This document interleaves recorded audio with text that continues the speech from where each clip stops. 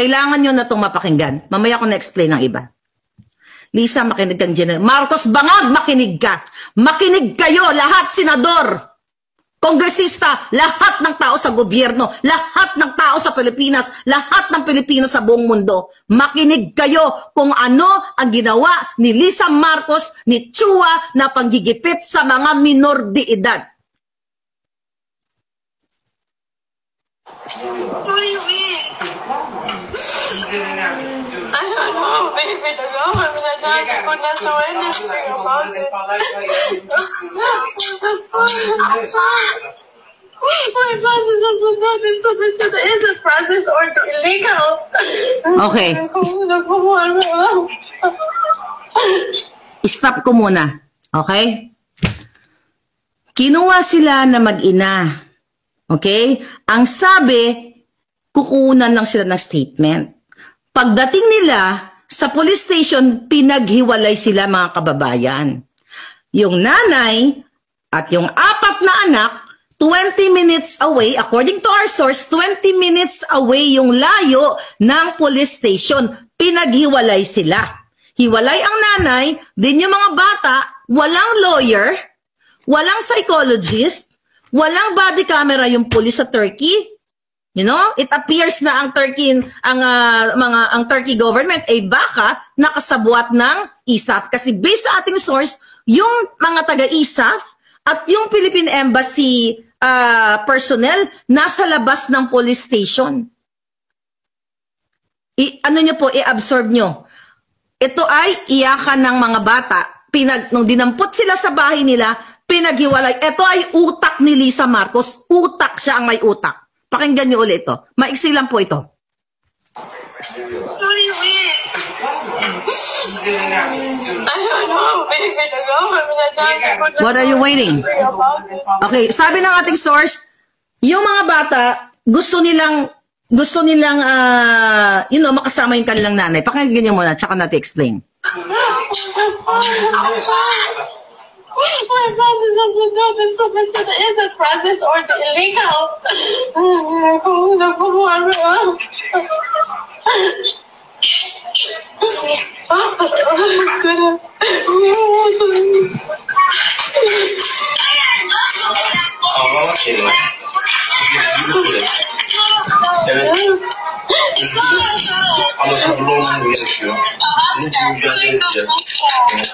It's almost a better swear. You wait for me.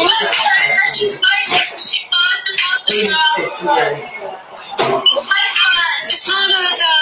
I'm gonna be separated from mom. I can't see mom. Mom! I'm not there.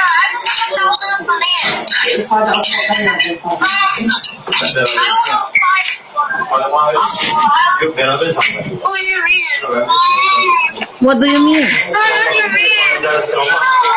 Tell me, how much the government to protect my children and I do?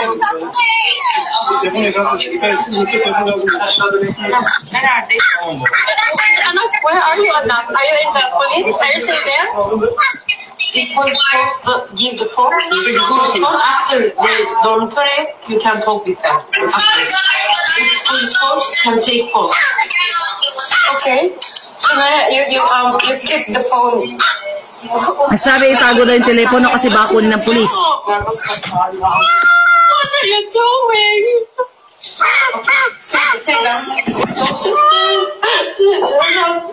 Save your batteries so that nagkarugtong yan mga palangga. Medyo malabo yan pero in-explain sa atin ng source kung ano yung mga sinasabi ng bata na sinulat po natin. To. Say them be calm and keep your phone. Keep your phone. Keep your phone. Pinapatabi yung phone. Could you come? What did you say? Can I get the children tomorrow? Yarın alabilecek miyim ben çocuklarımı? Actually, we will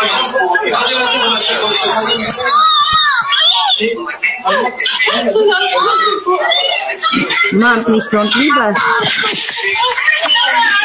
Yes, madam. Okay. Wait. Could you come down for a while? Where are you? I'm in the at the police station. How far is this from the Baby, I know. Just calm down, sweetheart. We have to do this together. Calm down, anak. Calm down. Nag-iiyakan yung mga bata, Lisa, tang inakahayop ang demonyo ka. Calm down, sweetheart.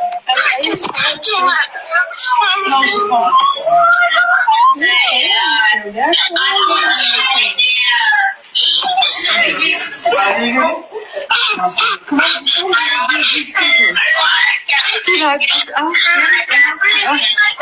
I'm gonna give a statement. I'll call you back, sweetie, baby.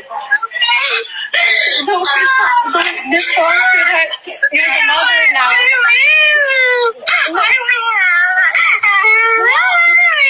I'm gonna tell you. Wait, and wait. Stop crying, sweetheart. Wait, baby. You're fine. Don't worry. Mommy will fight. Don't worry. Mommy will fight. Sabi ng bata, what do you mean? You can just speak to Priya Shadi. You're leaving us?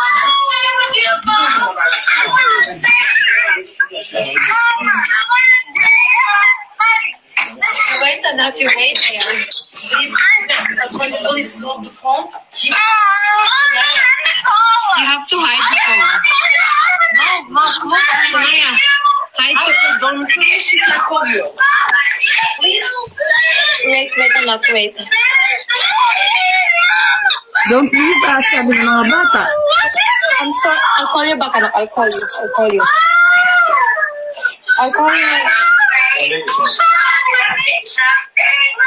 I will do something. Don't worry. I'll do something. Don't worry.